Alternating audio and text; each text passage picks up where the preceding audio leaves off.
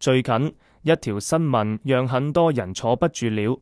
新任 NASA 局長竟然是一名高中生，這不是形象代言，而是一個在青少年時期就主導航天項目、參與真實工程決策的人。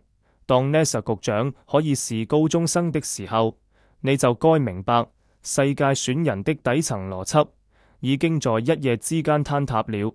很多人會問，難道讀書沒用了嗎？錯，不是讀書沒用，而是那張用來排隊的文憑失效了。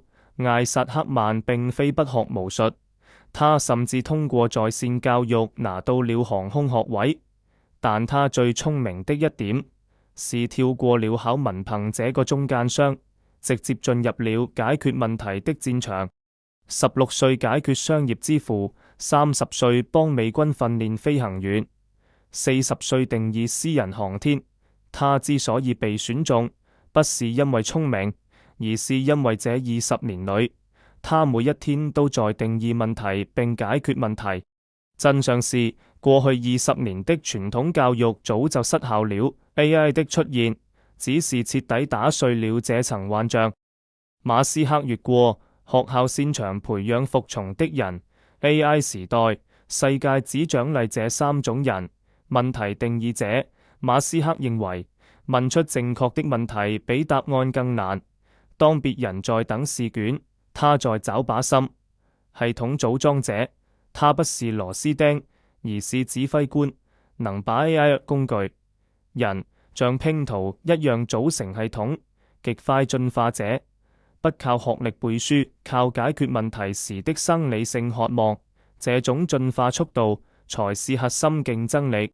如果未來不再看文憑，那麼高中之前的教育必須從灌輸模式切換到通關模式。如果終局變了，那我們高中之前的教育必須從灌輸模式切換到能力通關模式。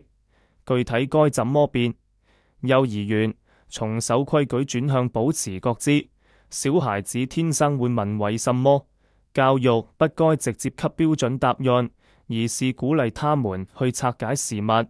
核心目標，培養感官敏銳度，讓他們通過觸摸、拆解、觀察，理解世界運行的基礎物理邏輯。幼兒園不該是紀律的加工廠，而應該是好奇心的保溫箱。小學從背誦者轉向工具掌握者。既然 AI 能完成99%的複述，小學就該教邏輯表達和給 AI 發號施令。說不清問題的孩子，連工具都驅動不了。核心目標，培養閱讀理解與邏輯表達。如果一個孩子不能清晰地表達問題，他連 AI 都用不好。別考他水的沸點是多少，而是讓他利用 AI 工具做出一個小氣象站。小學不再需要人類計算器，我們需要的是能驅動工具的小指揮官。初中從答題家轉向項目定義者，引入 PBL 實戰，去解決真實社區的問題，哪怕失敗。那種抗錯力和閉環思維，也比滿分試卷珍貴10000倍。這是建立系統級思考的關鍵期。模仿馬斯克的 Adastra 學校，讓學生去模擬經營、模擬星際殖民、模擬解決社區垃圾問題。核心目標，培養抗錯力與反饋閉環。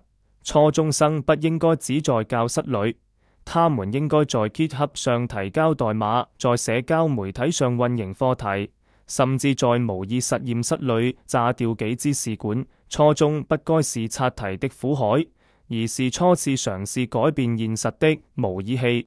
NASA 請一個高中生，是因為他拿出了結果這塊沉甸甸的敲門磚。教育的終極目的，不應該是讓孩子獲得被選擇的資格，而是讓他們擁有去解決的能力。別再獎勵聽話，去獎勵解決。